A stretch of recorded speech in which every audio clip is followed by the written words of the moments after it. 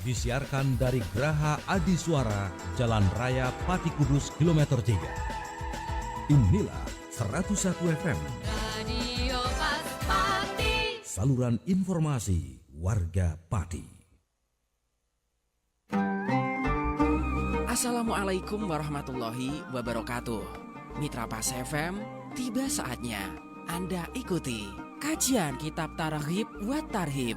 Rangkaian hadis-hadis yang tercantum dalam kitab yang disusun oleh Al-Imam Al-Hafidz Zakiuddin Abdul Adim Al-Qawi Al-Mundiri. Anda bisa bergabung melalui SMS 085 277 999 101, telepon 0295 385 877, fanpage ataupun Twitter @paspati dan grup Pas Spasi FM Spasi Pati saat acara berlangsung. Selamat mengikuti.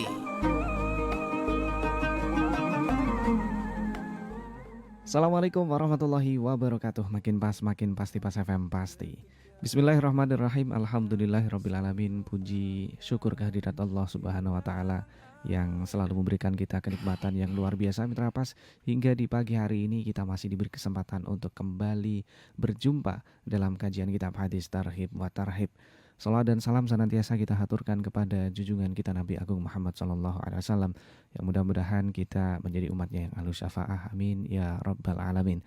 Mitra Pas yang dirahmati Allah, di pagi hari yang sudah mulai cerah ini kami kembali menjumpai Anda dalam kajian kitab hadis Targhib wa Tarhib, tentu dengan topik-topik yang sangat menarik di pagi hari ini bersama beliau Abah Yai Mukhlisul Hadi Khairan, pengasuh pesantren dan majelis zikir Raudhatus Salam Tambah Harjo Runting Pati. Assalamualaikum Abah Yai. Waalaikumsalam warahmatullahi wabarakatuh. Kabar baik Abah? Alhamdulillah baik, sehat. Dan pagi hari ini kita masih membahas seputaran tentang hewan, begitu Abah ya. Iya. Tepatnya larangan membunuh semut. Iya. Kalau kemarin kita membahas mengenai anjuran membunuh ular, nah kali ini larangan membunuh semut yang akan menemani Anda dalam kajian kitab hadis Targhib wa Tarhib. Tentu Mitra Pas bisa bergabung, masuk di SMS dan WhatsApp kami di 085277999101, juga telepon di 0295385877, atau juga bisa langsung masuk di kolom komentar kami di fanspage kami Radio Pas FM Pati 2. Tentu juga untuk Anda yang ada di luar daerah bisa juga simak streaming kami di www.pasfmpati.com. Larangan membunuh semut, monggo silakan Abah Yai.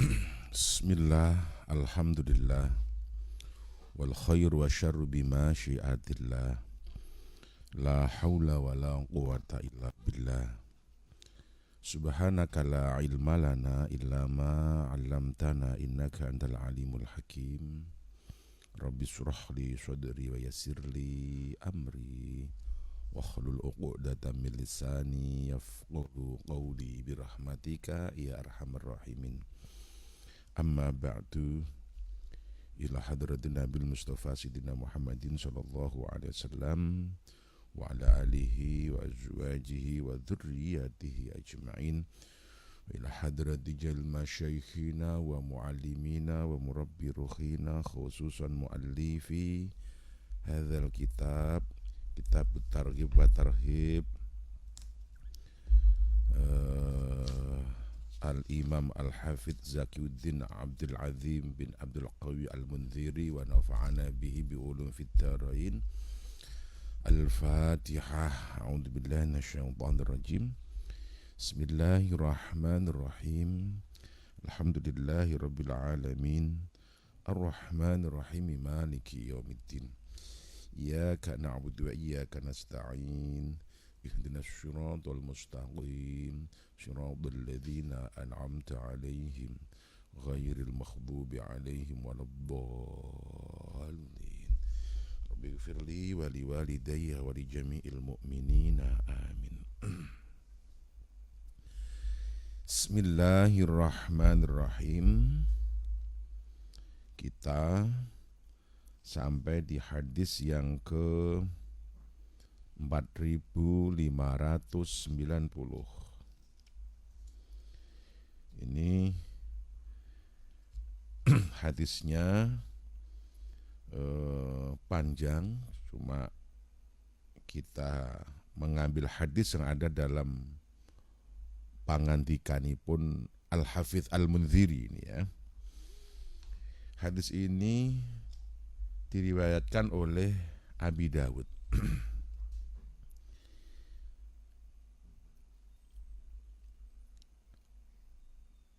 Khamsun min fawakhisi, khamsun minal fawasiqi utawi khamsun utawi 5 minal fawasiqi saking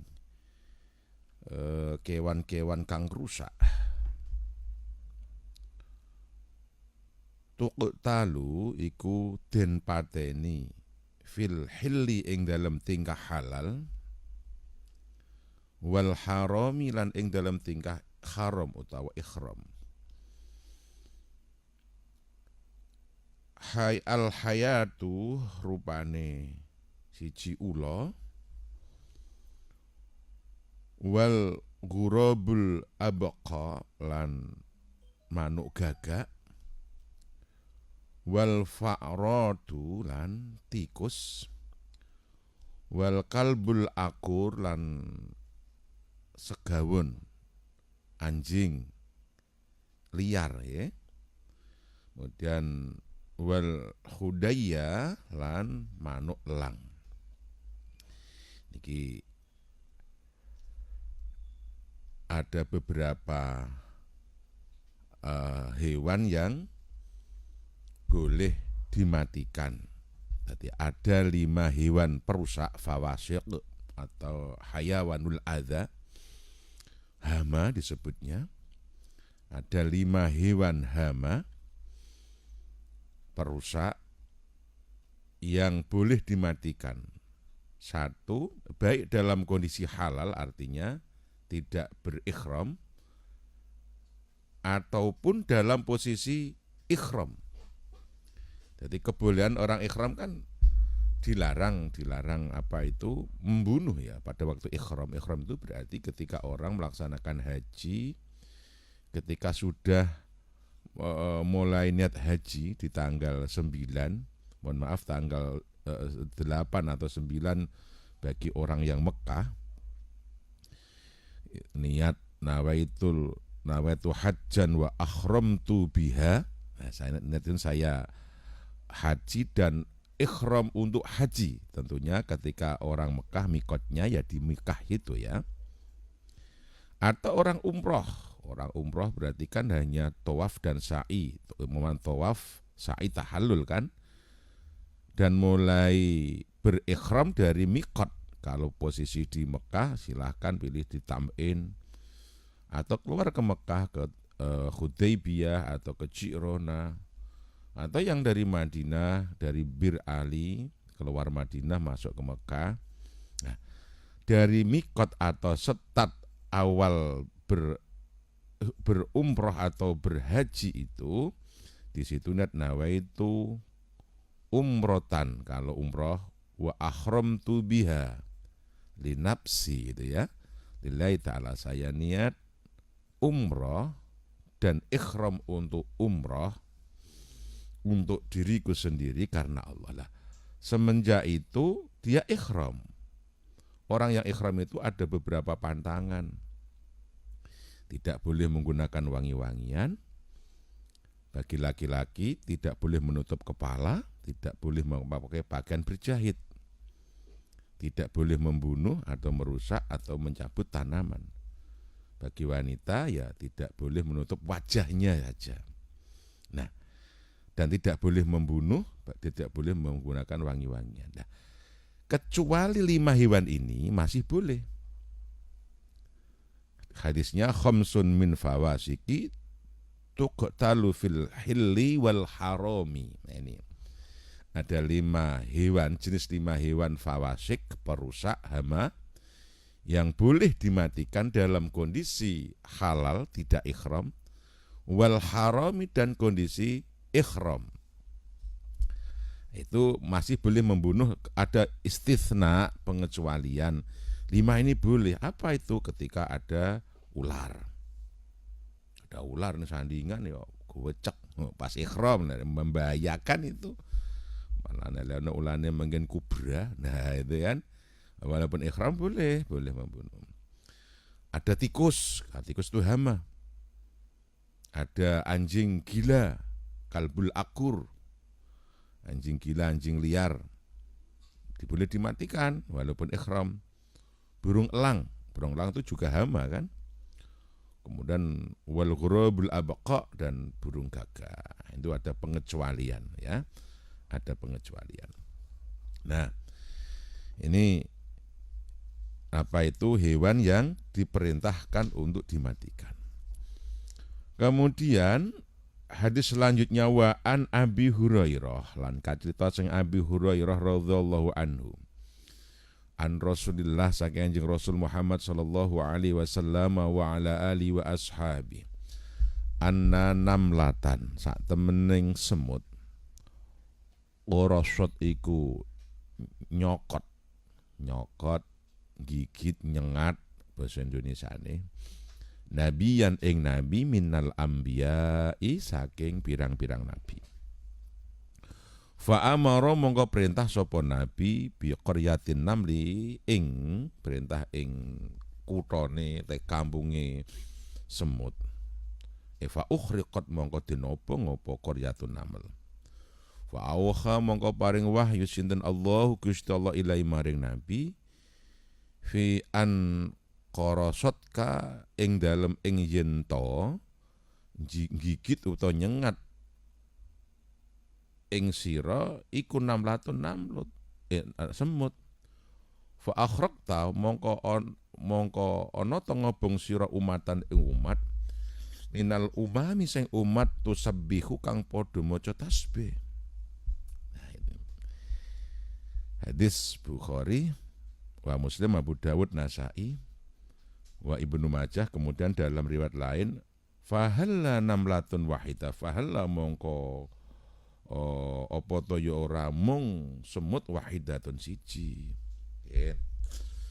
Ini yang cerita Abi Hurairah. Tentunya dari Nabi Muhammad sallallahu alaihi wasallam bahwasanya ada seekor semut yang menggigit, menyengat nabi dari nabi-nabi dahulu. Jadi bukan Nabi Muhammad ini. Nabiyan minal anbiya'i. Jadi nabi itu jumlahnya ada 124.000 nabi. Jadi banyak, Mas. 124.000 nabi. Kalau rasulnya itu ada 313. Yang wajib kita ketahui hanya 25. Itu statusnya nabi dan rasul. Bedanya apa? Kalau rasul itu mengajar untuk umat, kalau nabi itu tidak mengajar untuk umat. Dapat wahyu untuk diamalkan sendiri. Kalau rasul dapat wahyu disampaikan pada umat, mengajar untuk umat. Nah, ada seekor semut yang menggigit salah satu nabi dari nabi-nabi dulu. Kemudian nabi ini memerintahkan membakar sarangnya semut. Kemudian Allah memberi wahyu kepada nabi itu tentang menyengatnya satu ekor semut kepadanya. Kemudian dengan kalimat gini kira-kira Allah, kamu itu membakar umat dari umat-umatku yang bertasbih. Artinya semut itu hewan yang bertasbih. Maka di Al-Quran sampai ada surat An-Naml. Surat An-Naml tentang semut. Kisah semut ini Masya Allah. Nabi Sulaiman pun dibuat tertegun oleh semut. Semut itu banyak menyindir pada Nabi Sulaiman ketika Nabi Sulaiman bertahta dalam singgasananya ataupun saat keluar bersama pasukannya yang begitu megah, mewah, banyak. Itu dengan santainya ketika ada semut itu karo ngatang-ngatang atau ngatang-ngatang Mas itu tidur apa ya namanya? Melumah itu apa sih? Tidur melumah itu apa tuh? Semut terlentang. Terlentang. Semut tidur terlentang lah, nganeh-nganeh. Ya, akhirnya dengan sindiran semut itu nyindir, awas lo ana raja gede lewat nek kepedak gitu. Itu kemudian Nabi Sulaiman, karena Nabi Sulaiman itu tahu tentang bahasa semut, cah, ayo pasukan berhenti dulu, hati-hati, banyak semut di sini. Nabi Sulaiman tidak berani membunuh semut, pasukannya tidak boleh menginjak semut. Nah itu, maka pernah ada kejadian salah satu nabi yang tersengat semut kemudian marah, kemudian mau dibakarlah rumah semut itu, kampung semut. Itu Allah melarang, kamu sama dengan membunuh umatku yang bertasbih. Berarti umat yang beribadah. Semut itu hewan, karena pada hakikatnya yusabbihu lillahi ma fis samawati wal ardh. Segala sesuatu makhluk hidup yang ada di bumi ini, ma itu bukan hanya maksudnya cuma semua ya, baik benda padat ataupun benda hidup yang ada di langit dan bumi itu bertasbih kepada Allah, mensucikan Allah. Termasuk hewan-hewan itu bertasbih dengan caranya. Batu-batu bertasbih dengan caranya, gunung-gunung, lautan, angin, semua bertasbih. Dan hewan-hewan ini termasuk semut bertasbih kepada Allah. Maka tidak boleh ngobong semut, brongot semut, wong Jawa kono dibrongot ae gitu ya. Tidak boleh. Karena ini hewan yang bertasbih. Ada satu lelucon Mas, kalau semua hewan itu bertasbih. Bebek bertasbih, mentok bertasbih. Coba kalau nggak percaya, bebek itu kalau sedang berkumpul itu bagaimana suaranya itu. Was gitu ya. Itu subhanallah gitu. Tapi itu guyon gitu. Karena ya kira-kira karena manusia tidak tahu bagaimana tasbihnya hewan gitu. Nah semut itu kalau didengarkan juga kempriek suaranya itu subhanallah. Tasbihnya tentu tidak sama dengan suara manusia ya suara semut. Nah ini perlu belajar dengan semut ini. Siapa yang bisa bahasa semut ini? Hanya Mbah Nabi Sulaiman ini. Ada kemarin di YouTube yang aku bisa, tapi itu ternyata bohong. Kita di cross check malah bahasanya inama makoli gitu. Kok semua kok inama makoli lo makoli itu gorengan maknanya. Kalau makoli maknanya apa yang kita ucapkan. Inama makoli rahmatillah. Semut yang ngomong ngono cari bahasane. Malaikat juga ternyata bohong-bohongan ya. Yang bisa bahasa semut ya Nabi Sulaiman ya. Itu yang sejarah mencatat kalau ada orang yang ngaku begitu ya. Emang guyon, mungkin hanya guyon gitu loh. Nah, jadi hadis ini menandakan, menerangkan bahwa membunuh semut itu dilarang oleh Allah Subhanahu wa ta'ala. Allah yang larang langsung. Nabi itu protes marahnya, bahkan sampai Allah mengatakan fahala namlatun wahidah. Alah wong semut mung sitok wae kok. Gitu itu. Fahala namlatun wahidah. Apa ya ra emang semut siji mosok mbok obong kabeh omahe. Nah, cengeng temen to gitu loh. Kira-kira begitu ya. Jadi bapak-bapak kalau yang ngunduh randu apa ngunduh pelem diroyok kerang-kerang itu bagaimana? Nah, itu nanti beda lagi ya, dalam fikih nanti dijabarkan. Nanti semut nanti ada kategori yang adza, yang menyakitkan. Nah, itu nanti statusnya seperti khamsun min fawasiq atau hayawanul fawasiq. Dalam fikih hayawanul adza, hewan yang menyakitkan. Nah, itu nanti istitsna, ada pengecualian, itu boleh dimatikan. Berarti kalau semut yang gatel, semut kerang-kerang, nah itu boleh itu. Ini semut-semut yang kecil yang tidak menyakiti, yang tidak menyakiti. Tapi dalam konteks hadis ini menyengat kroso, nyokot ya loro. Itu aja dilarang untuk dibunuh. Ya, ini farasat nabiyan minal anbiya. Jadi nabi ini kan kroso, dicokot kroso. Walaupun semut yang menggigit kan itu juga dilarang dimatikan. Tapi dalam fikih nanti ya, dalam fikih ulama-ulama itu mengkategorikan semut-semut ini, ada semut yang kategori adza, menyakitkan, atau yang tidak menyakitkan. Yang menyakitkan dikiaskan dengan fawasik hewan yang hama, perusak, maka itu boleh dimatikan, bisa disebut sunnah untuk dimatikan. Itu ya. Oke, fik. Maka tidak semua semut, berarti masih ada semut yang boleh dimatikan, tapi pada dasarnya semut-semut ini bertasbih pada Allah. Alasan itu maka tidak boleh dimatikan. Kemudian yang salah satu, jangan diobong semua. Yang gigit hanya 1, 2, 3. Kemudian masa kerajaan semut terus diorak-arik, diobong, dibiui minyak apa kuwi kemudian atau bensin kemudian dibakar. Nah, itu namanya kan tidak punya pri persemutan. Itu oke. Masya Allah. Kita lanjut hadis selanjutnya.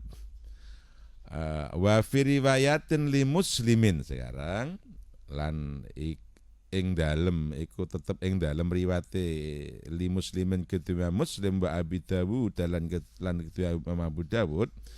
Sekarang dalam riwayat Imam Muslim dan Abu Dawud, qala nazala, berarti ini masih dari Abi Hurairah, nazala wus mudun sopo nabiyun nabi min ambiya, saking pirang-pirang nabi, tahta syajaratin ing dalem sak ngisoring wit. Fala dzaghatsu mongko gigit. Ladha iku sami kalian koroso. Jadi koroso itu yo gigit, nyengat. Kemudian ladha niku nggih sami. Fala dzaghathu mongko nyokot gigit hu ing nabi apa namlatun semut. Ya itu. Dalam riwayat Muslim dan Abi Dawud masih dari Abi Hurairah, Nabi yang bercerita suatu ketika ada Nabi dari Nabi-Nabi Allah ini turun berteduh di bawah pohon. Kemudian ada seekor semut, namlatun, yang menggigit. Fa'amara bijahazihi wa ukhrija min tahtiha. Terus Nabi niki perintah ing pengikute supaya nopo ngobrak-abrik supaya semut-semut ini pada pergi semua. Ya, diusir, diobong nggak perlu.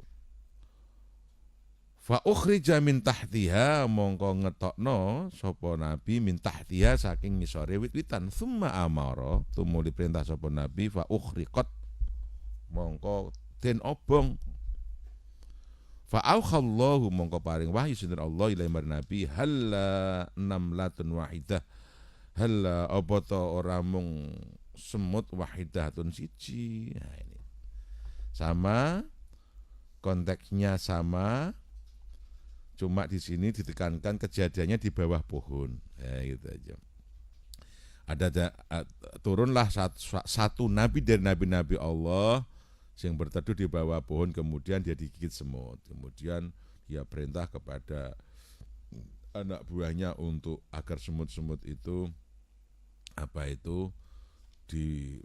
dimatikan. Kemudian Nabi ini keluar dari bawah pohon, kemudian memerintahkan untuk semut itu dibakar. Nah itu Allah paring wahyu, lah mung semut sitok wae kok cengeng, kira-kira begitu ya.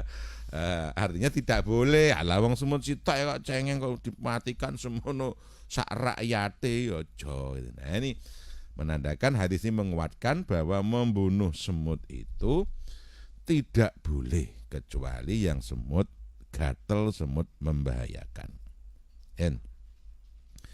Kemudian hadis wa an Ibni Abbas radhiyallahu anhuma, lan kateta sang Ibni Abbas radhiyallahu anhuma.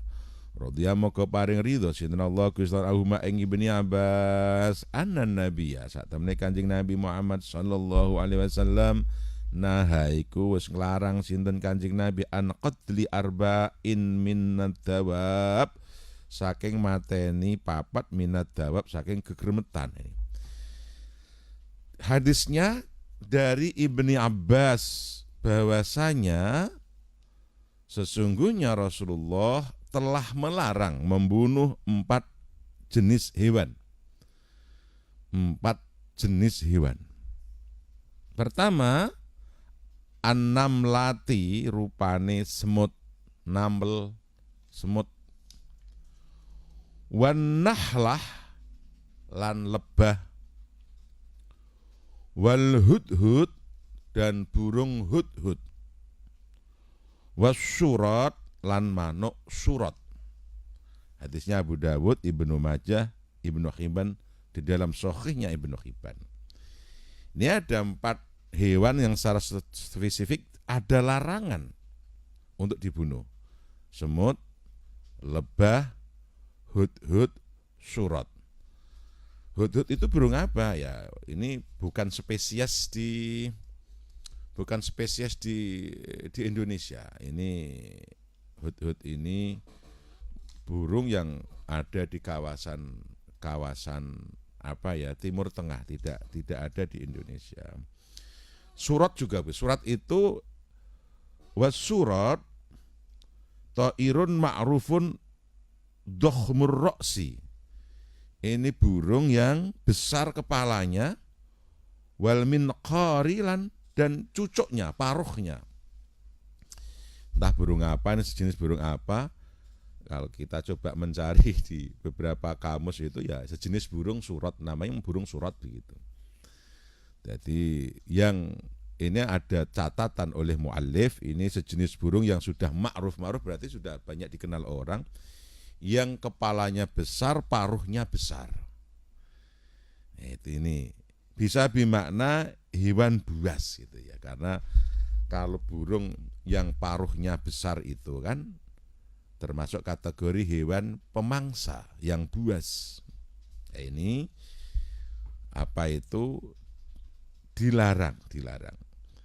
Atau ya kita maknai burung surat gitu aja. Burung surat itu burung sebatnya ta'irun ma'rufun dohmur roksi wal minqar.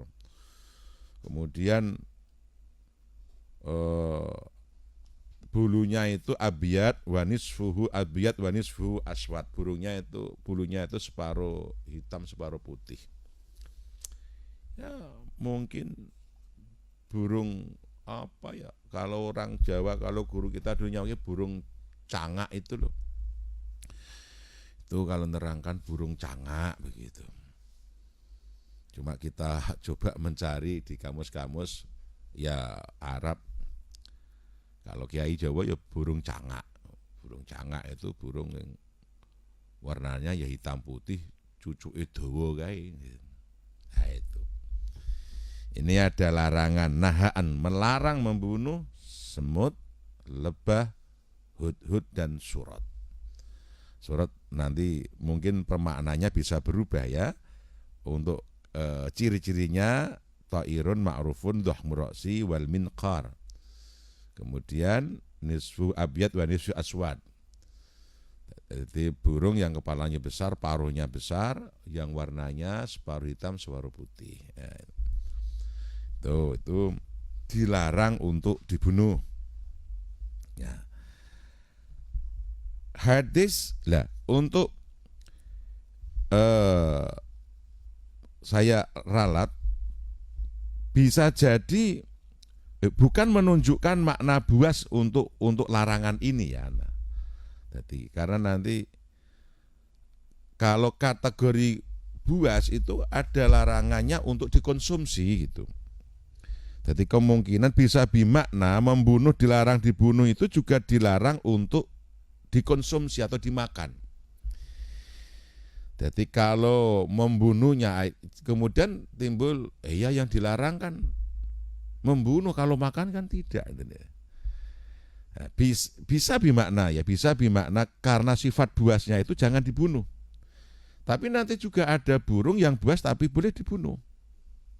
Contohnya gagak, itu kan buas, elang yang sifatnya hama atau perusak itu boleh.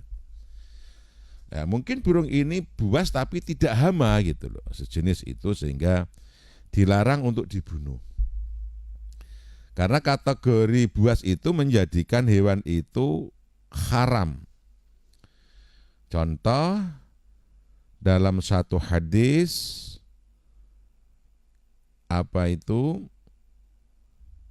Nabi melarang, dalam riwayat Abu Hurairah Nabi mengatakan kullu dzinabin minas siba fa aqwaluhu haram. Kullu dzinabin, setiap hewan yang punya taring, minas siba, saking satrugala atau hewan, fa akalahu haram, maka memakannya haram.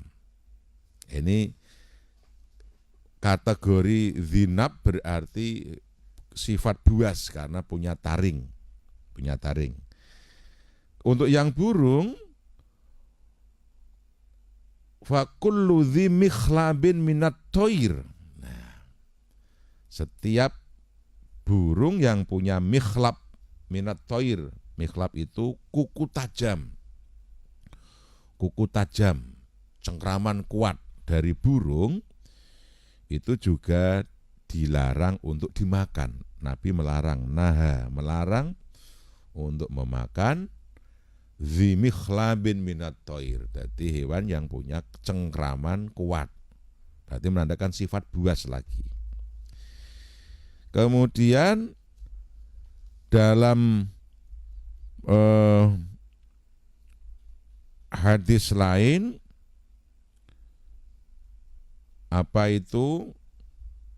untuk burung kan buas itu ada di dua kategori ya, di paruh dan di kuku gitu.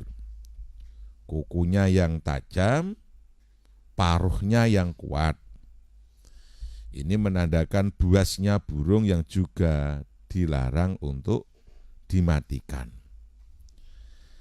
Nah ini. Kemudian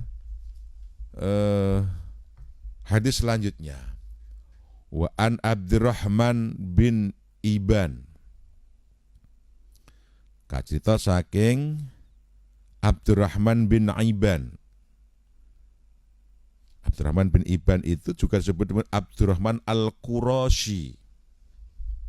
Jadi dia punya Al-Quras, mungkin orang Kurasan, tapi komplitnya anaknya Pak Iban radhiyallahu anhu, anna tobiban, sak temene tobib, sa'alah iku takon sapa tabib an-nabiyya ing Kanjeng Nabi Muhammad sallallahu alaihi wasallam wa ala alihi washabi an difda'in, saking masalah difda'. Difda' niku kodhok. Yaj'aluha, arep ndadekake sapa tabib ha ing difda' fi dawain ing dalem tombo. Fanahahu, mongko nglarang sinten Kanjeng Nabi hu ing tabib an qatliha, saking mateni difda', mateni kodhok. Rawahu Abu Dawud wan Nasa'i. Hadis selanjutnya dari Abdurrahman bin Iban atau Abdurrahman Al-Qurashi. Sesungguhnya ada tabib, saya maknai dokter, ahli obat. Maka ada tabib, siapa? Tabib itu tabib, dokter maknanya, atau ahli obat, pengobat. Ini bertanya kepada Nabi Muhammad tentang difda'. Difda'un kodok. An difda'in, tentang kata. Yang kata itu ya ja'aluha fi dawa, akan dijadikan obat. Nah, fanahahu an qatliha, maka melaranglah Nabi membunuh kata. Berdasarkan hadis ini, berarti membunuh kata itu dilarang, haram, dilarang itu. Nah, nggak usah didebat, ayo yang dilarang kan membunuh, saya kan hanya makan suike. Itu nanti kalau dalam ilmu dalam sastranya atau dalam ilmu nahwunya itu namanya, atau dalam ilmu usulnya namanya qiyas aulawi namanya. Qiyas aulawi itu lebih-lebih. Sebenarnya dalam Al-Quran itu tidak ada larangan jotosi orang tua. Memukul orang tua itu tidak ada. Wala tadrub aba'aka, tidak ada. Tadi yang ada wala tanharhuma, janganlah kau membentak kedua orang tuamu. Yang dilarang kan membentak, kalau jotos kan boleh, gitu ya. Yang tidak tahu grammarnya kan begitu. Itu namanya qiyas aulawi, lebih-lebih. Bentak aja ndak boleh, lebih-lebih mukul, lebih tidak boleh. Lah membunuh gitu. Wala taqrabuz zina, sama gitu. Janganlah kamu mendekati perzinahan. Nah, yang dilarang kan dekat, kalau zina kan berarti tidak ada larangan begitu ya. Ya aulawi namanya, qiyas aulawi, lebih-lebih tidak boleh. Qiyas ada macam-macam kan. Lebih-lebih. Kalau mendekat tidak boleh, lebih-lebih zinanya. Kalau membunuh kata aja tidak boleh, lebih-lebih apalagi memakan. Lebih tidak boleh lagi. Di sini difda, andifda tidak menggunakan bentuk apa ya? Bentuk isim apa? Ma'rifat. Tapi bentuknya nakiroh. Pernah saya membaca satu literasi ya, katanya ada itu kodok tertentu yang dilarang. Nah ini kalau ulama Ahlussunnah wal Jamaah ya kabeh kodok, ngono ora ana kodok tertentu walaupun bentuknya memang nakiroh, artinya ya semua kodok. Jadi semua kodok. Jadi ya enggak perlu mau kodok percil, kodok engkong, kodok bencok, kodok hijau, kodok percoba ya udah ya kodok itu satu spesies sepertinya ular ya, semua ular kan ular kobra bermacam-macam ya, ular kobra ya semua ular ya sama gitu. Nah itu maka memakan kodok berarti haram menurut hadis ini. Kalau kita runut atau kita pahami dalam fikih, hifdzul hayah itu wajibun, menjaga kehidupan itu wajib. Untuk memertakan hidup, orang itu diperbolehkan Mas, kalau harus memakan haram diperbolehkan. Contoh, orang untuk menjaga hidup itu, karena menjaga hidup itu haram, bertahan untuk hidup itu wajib. Dia kalau tidak makan mati. Sementara saat itu yang ada makanan hanya katakan hewan babi. Celeng. Yang dalam Al-Quran, dalam hadis, dalam Islam itu haramnya mutlak karena qat'i. Nah, tapi dalam satu kondisi Islam memperbolehkan, bukan menghalalkan, memperbolehkan lihifdzil hayah dengan alasan menjaga kehidupan ben tetep kamu urip dino iku, sebab kalau enggak makan mati. Anane mung babi makan.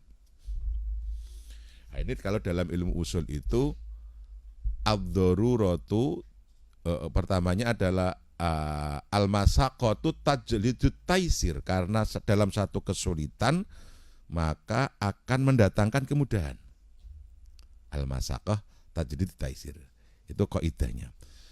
Kemudian ad-daruratu tubihul mahdzurat, karena sudah tidak ada lagi mau di mana. Onone mung iku. Ing mongko ada undang-undang lain, hifdzul hayah wajib, menjaga hidup mati. Ana babi makan. Bukan berarti menjadi halal, tapi hukumnya boleh memakan saat itu untuk tujuan menjaga hidup. Bukan berubah statusnya halal, enggak, tetap haram, karena haram ya haram. Tapi boleh karena satu kondisi. Ya itu loh hebatnya Islam itulah. Ini kata mau dijadikan obat, seolah-olah kan sudah apa ya, gawat darurat kan. Karena untuk obat obat biasanya untuk lihifdzil hayah, untuk penyembuhan. Tetap Nabi melarang. Berarti ada sesuatu yang penting, bukan hanya masalah menjaga hidup, bukan masalah obat. Berarti ada hal yang penting, kata itu biarlah hidup. Nah, historisnya begini, ada beberapa hewan yang memang dalam sejarah perjalanan hijrah Nabi itu berjasa pada Rasul Muhammad SAW. Itu ada tiga wakil, ada 4 ya, tapi yang terkenal itu 3 hewan. Pertama katak, kedua burung merpati, ketiga al-ankabut temonggo, al-ankabut apa ini? Laba-laba. Keempatnya itu ya semut, undur-undur dan sebagainya.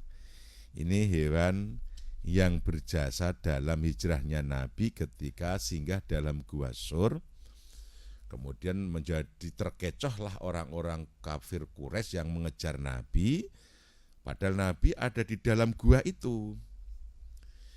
Nah, tapi kan dengan cepatnya burung merpati itu membuat sarang di situ, bertelur di depan gua. Kemudian laba-laba menutup dengan sarangnya. Kemudian katak-katak ini berkeliaran di situ, ndukir bekas kaki Nabi. Maka hewan ini dilindungi oleh Rasul Muhammad SAW seperti halnya melindungi burung merpati. Maka orang Mekah Madinah itu pamali kalau harus membunuh burung merpati. Sama dengan katak, karena katak punya jasa dalam membantu Rasulullah sehingga orang kafir berdebat, orang mungkin Muhammad masuk dalam gua ini. Lihat tuh katak-katak banyak sekali. Burung merpati bertelur di situ. Itu laba-laba sudah menutup. Kalau ada orang pasti hilang resik kabeh. Nah, kira-kira gitu. Sehingga mereka akhirnya kembali. Nah, itu historianya. Sehingga menjadikan hewan-hewan. Terima kasih Mitra Pas, Anda masih bergabung bersama kami dalam kajian kitab hadis Targhib wa Tarhib. Pembahasan yang sangat menarik, kita lanjutkan kembali Mitra Pas di sesi tanya jawab ini. Di sesi yang kedua masih membahas tentang larangan membunuh semut, yang mana hewan ini sering kali kita jumpai di rumah kita, bahkan di manapun itu Mitra Pas ada semut. Nah, untuk Anda yang pagi hari ini ingin bergabung, masuk di SMS maupun WhatsApp kami di 085277999101.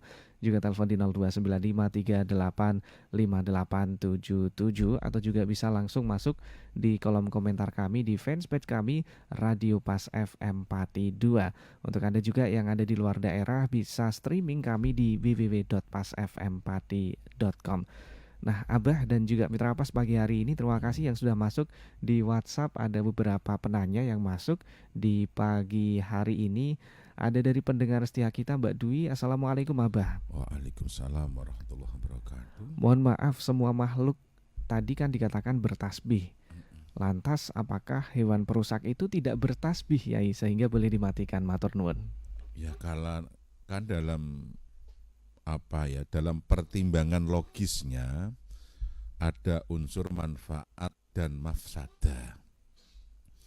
Jadi Islam itu mengedepankan manfaat. Kemudian yang mengandung mafsadah atau kerusakan, inilah musuh bersama. Maka wala udwana illa ala dzalimin. Tidak boleh ada permusuhan kecuali terhadap kezaliman.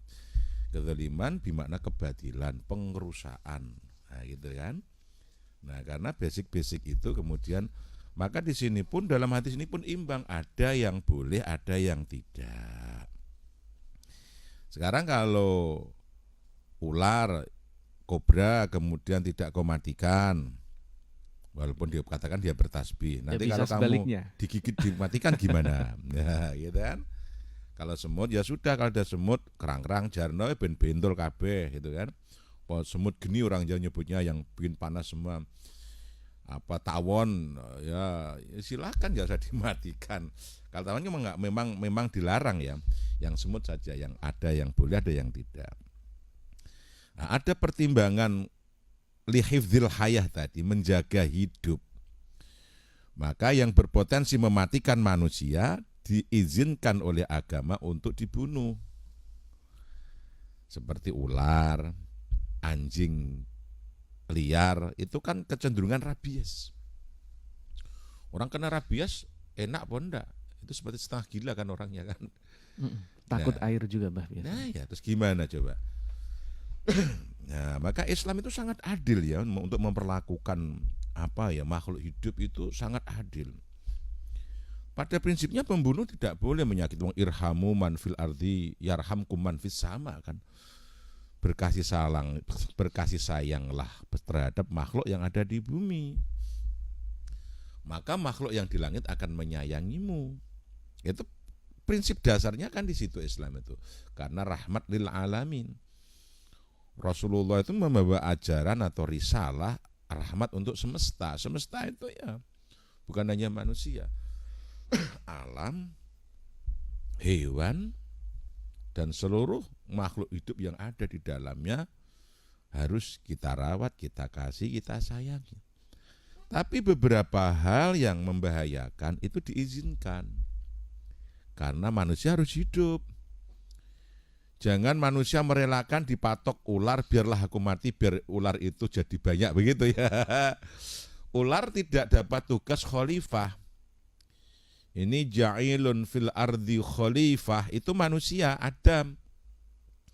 Jin aja gagal tugas. Jin itu sudah diizinkan Allah, ditakdirkan untuk menghuni bumi terlebih dahulu sebelum manusia. Itu gagal. Karena apa? Mereka wayasfikud dima, mereka saling mengalirkan darah, saling membunuh, saling menyakiti, saling mematikan. Maka akhirnya dilikuidasi kan, diganti. Ya akhirnya mereka disingkirkan, dipindah ke tempat-tempat yang minggir-minggir gitu, di gunung, di lembah, di laut. Nah, yang alam yang baik untuk manusia, karena manusialah sang raja di dunia, manusia ini pemimpin di dunia. Maka ayat ini ja'ilun fil ardi khalifah maknanya adalah pemimpin di muka bumi. Artinya yang mengelola bumi ini manusia, sehingga potensi gangguan yang membinasakan manusia, potensi gangguan yang membahayakan manusia atau merugikan manusia diizinkan syariat, diizinkan Rasulullah untuk dimatikan. Oke, poinnya itu Mitra Pas ya. Jadi menjaga kelangsungan hidup manusia itu ya poin utamanya. Dan maka merawat bumi untuk keberlangsungan hidup anak manusia gitu kan. Betul sekali. Walaupun juga bukan berarti kita boleh serakah menghilangkan semua habitatnya begitu ya, Mbak. Ya. Itu kan namanya bukan khalifah itu. Perusak. Perusak. Kita perusak juga, Bro. Fasidah namanya. Nah, Mitra Pas pagi hari ini untuk Anda yang juga sudah masuk di WhatsApp kami, terima kasih. Ada dari Bu Muti, ini nyuwun perso Abah. Makanan yang sudah dikerubung semut itu apakah boleh kita makan setelah semut-semut itu kita usir atau kita hilangkan? Nah, ini ya terkadang yang udang kopi tinggal enak-enak. Ada semut cilik-cilik ini gimana ini? Nah, kalau membunuhnya dilarang, berarti makannya juga dilarang. Sama dengan ya dikiaskan ya, kias aulawi tadi.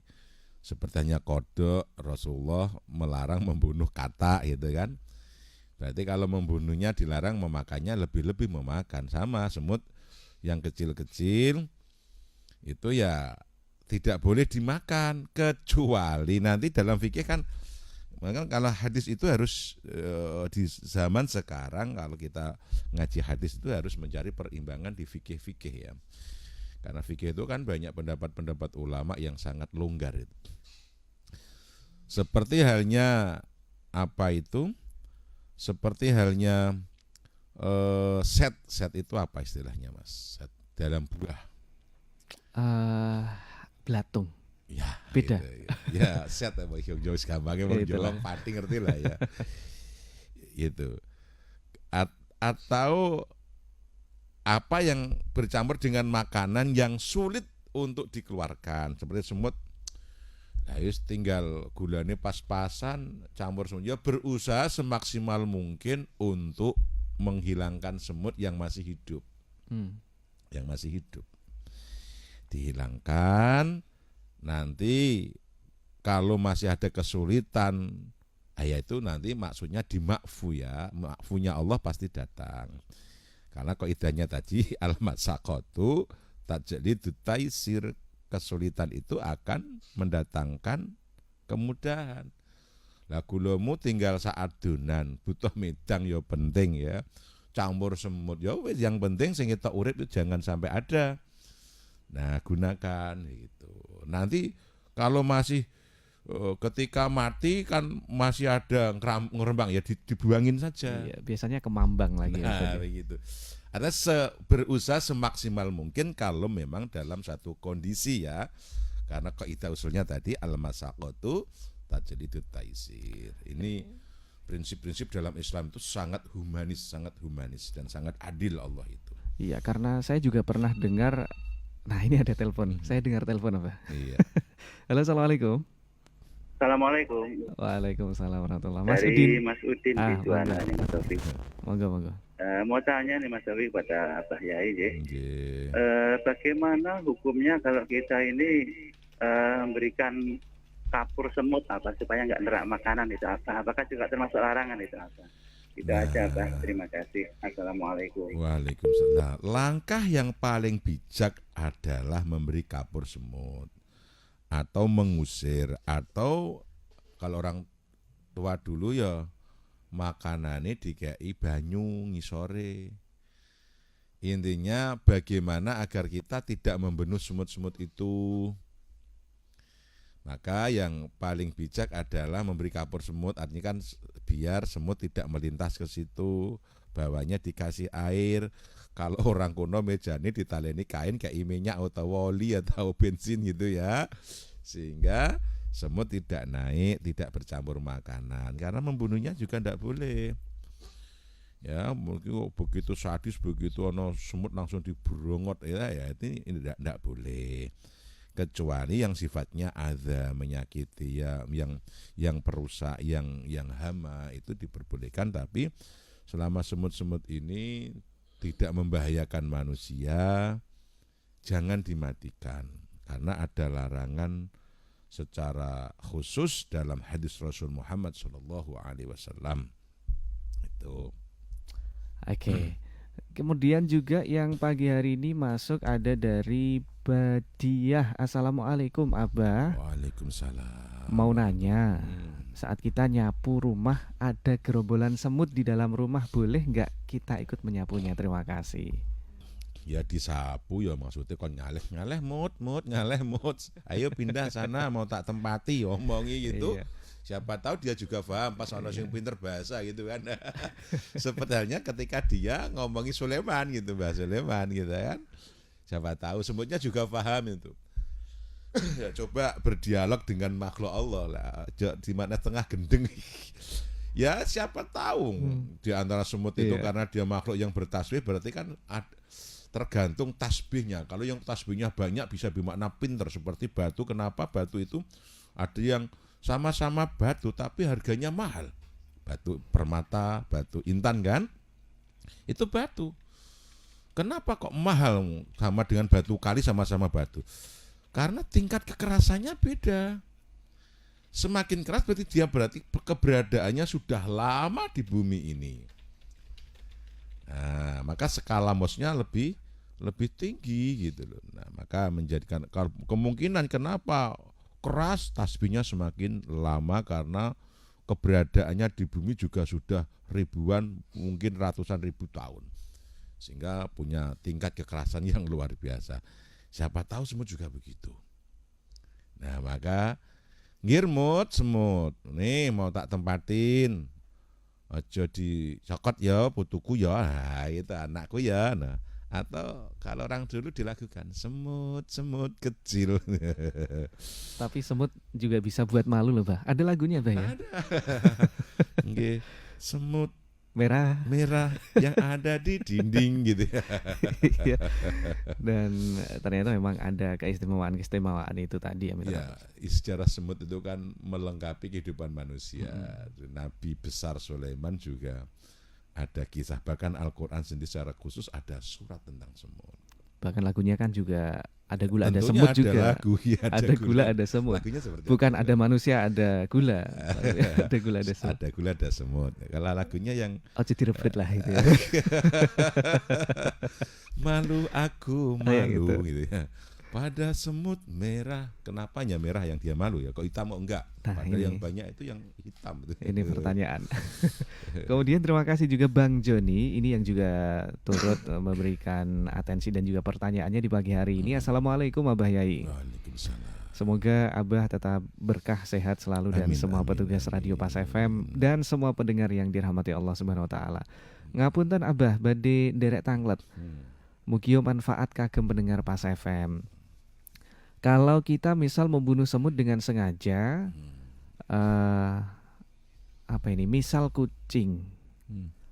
Kalau kita misal membunuh dengan sengaja, misal kucing, semut yang meresahkan, adakah cara untuk menghapus dosa karena membunuh hewan dengan sengaja?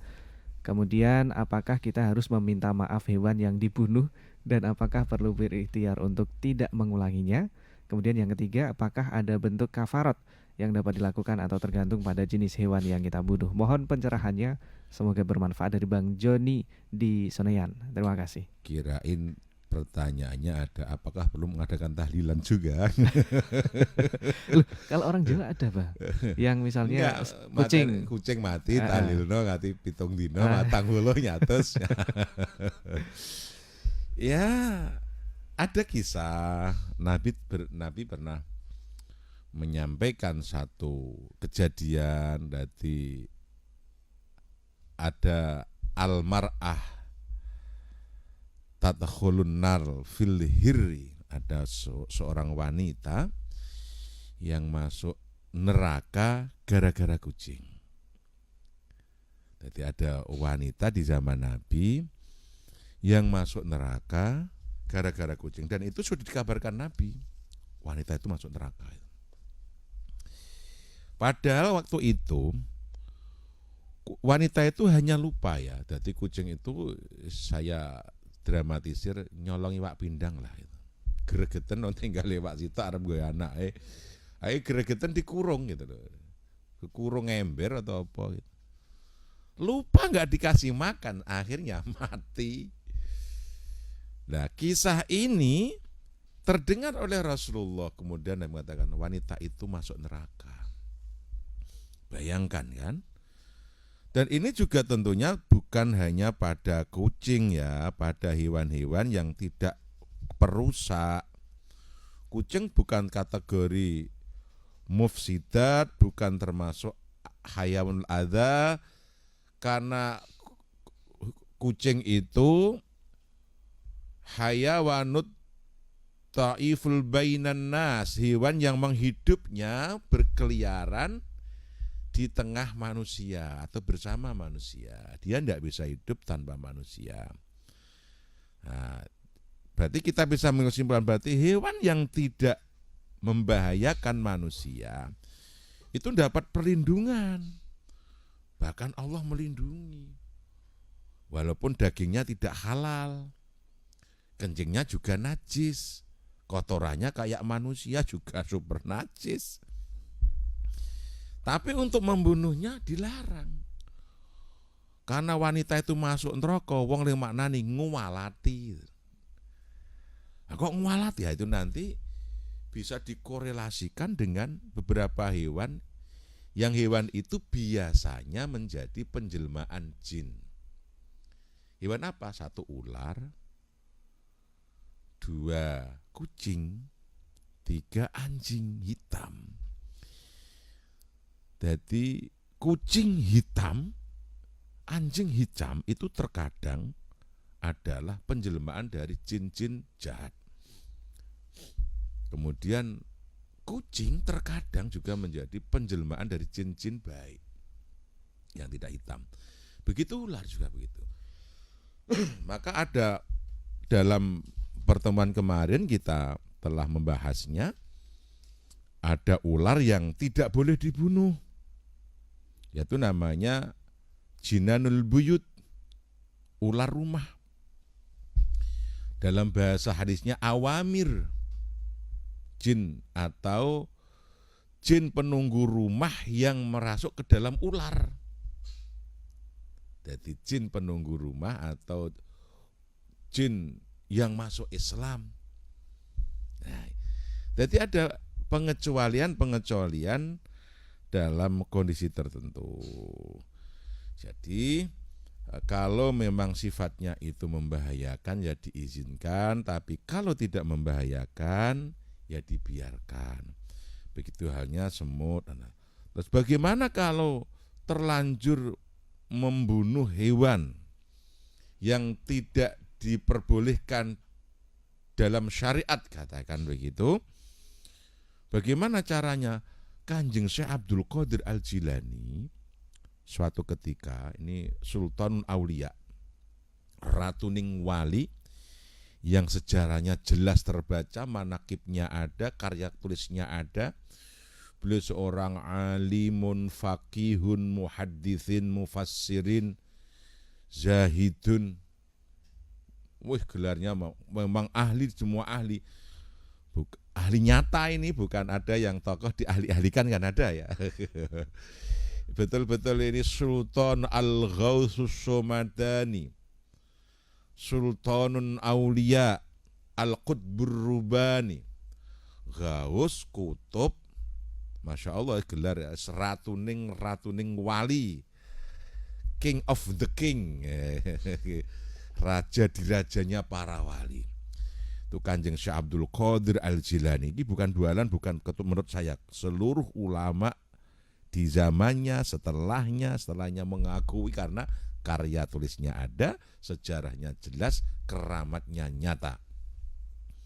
Keilmuannya sangat akademik, terkuasai dengan baik.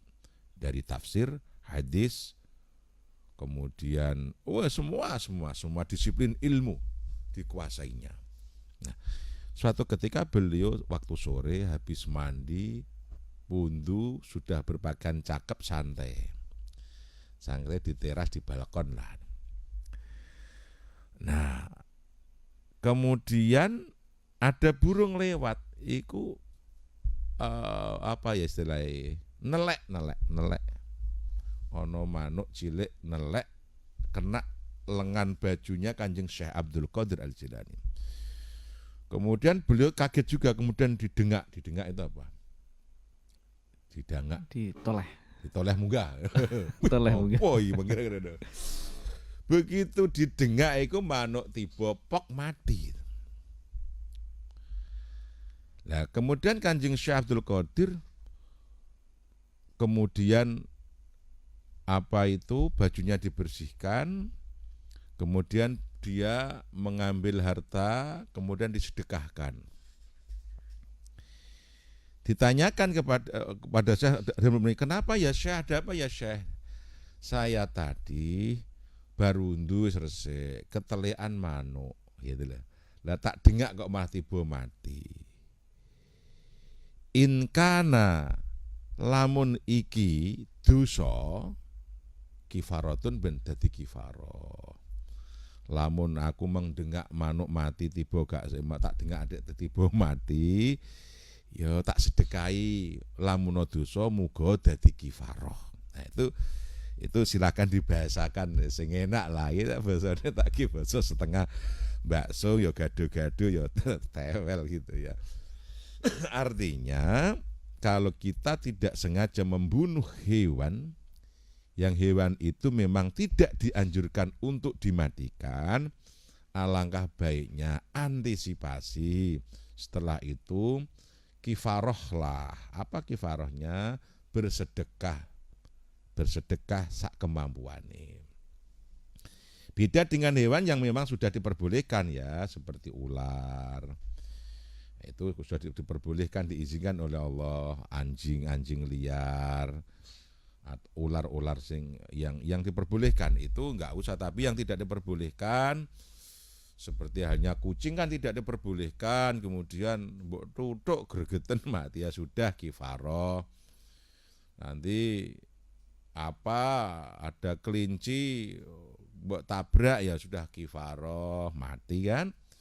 Ya, intinya yang hewan-hewan yang tidak diizinkan untuk dimatikan karena sifatnya yang merusak atau hama, kok enggak sengaja kita hilangkan nyawanya sementara tidak ada kebutuhan untuk hal itu, maka sebaiknya ya menurut Kanjeng Syekh Abdul Qadir Al-Jilani bersedekah bi miqdaril imkan, ya sak kemampuane, agar menjadi kifaroh andekan itu dosa, andekan itu mendatangkan mudharat.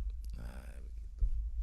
Oke, jadi begitu Bang Joni, kafarohnya sedekah Ya gitu sedekah, ya duit piro, 10.000, 5.000 atau makanan atau Jadi nggak perlu minta maaf ke keluarganya kucing. ya nggak perlu, apalagi bintahlilan juga. Terkadang mah lucu banget, wedine kucing dijupuk, didusi, dimoreni, disolati, dipendem ala manusia, dipatoki.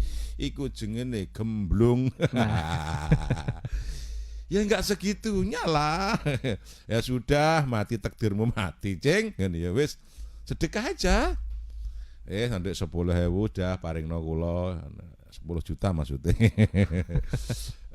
Kifarah ya, diberikan siapa, makanan atau uang. Begitu. Apalagi bikin tahlilan ini mau ngobengi tanah apa bar matene kucing. Pirang dina iki ya wis kucing ya 3 dina wae, enggak perlu.